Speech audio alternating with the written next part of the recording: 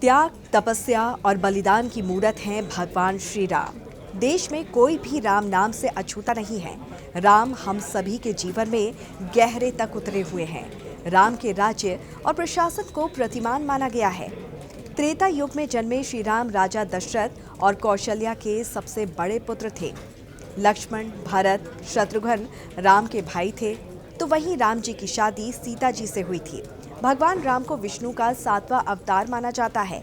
भगवान राम को पुरुषों में सबसे उत्तम पुरुष अर्थात मर्यादा पुरुषोत्तम भी कहा जाता है। अनेक विद्वानों ने उन्हें मर्यादा पुरुषोत्तम की संज्ञा दी है। भगवान राम का 3 बार उच्चारण हजारों देवताओं को याद करने जैसा है। भगवान विष्णु के 7वें अवतार भगवान श्री राम को सूर्यवंशी कहा जाता है।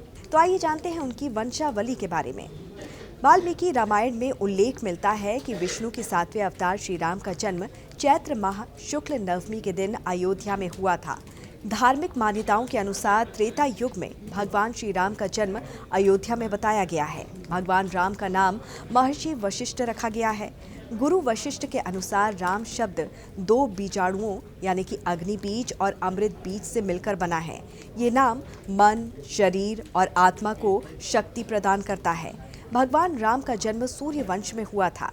भगवान राम का जन्म ब्रह्मा जी की 67वीं पीढ़ी में हुआ है।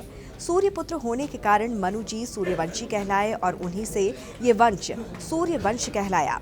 ब्रह्मा जी से मरीचि हुए और मरीचि के पुत्र कश्यप कहलाए। इसके बाद कश्यप के पुत्र विवस्वान हुए। तभी से सूर्यवंश का आरंभ माना जाता है। इनके पुत्र वैवस्वत मनु हुए। वैवस्वत मनु के 10 पुत्र थे। भगवान राम का जन्म वैवस्वत मनु के दूसरे पुत्र इक्ष्वाकु के कुल में हुआ था।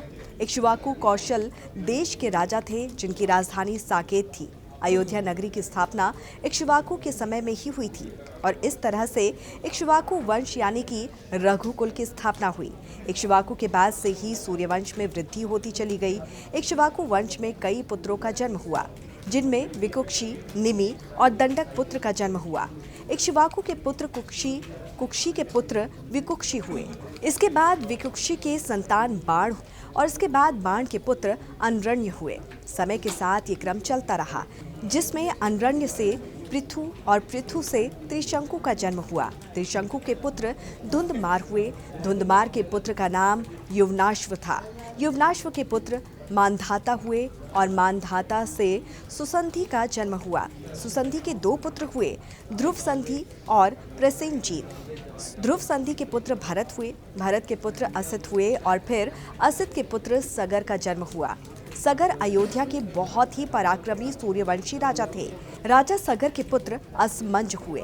असमंज के पुत्र अंशुमान हुए और फिर अंशुमान के पुत्र दिलीप हुए।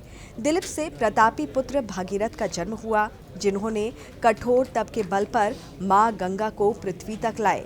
भागीरथ के पुत्र कुकुत्सु हुए और उनके पुत्र रघु का जन्म हुआ। रघु के जन्म के बाद ही इस वंश का नाम रघुवंश पड़ा, क्योंकि रघु बहुत ही पराक्रमी और ओजस्वी नरेश हुए थे। रघु के पुत्र प्रवद्ध हुए। प्रवद्ध से होते होते कई वंश चलते आए, जिसमें नाभाग हुए। नाभाग के पुत्र अज हुए और अज के पुत्र दशरथ हुए और दशरथ अयोध्या के राजा बने। राजा दशरथ के 4 पुत्र भगवान श्री राम, भरत, लक्ष्मण और शत्रुघ्न हुए। तो इस पर आप क्या कहना चाहते हैं, ज़रूर बताइए। ऐसी ही जानकारी के लिए देखते रहिए जनभावना टाइम्स। नमस्कार।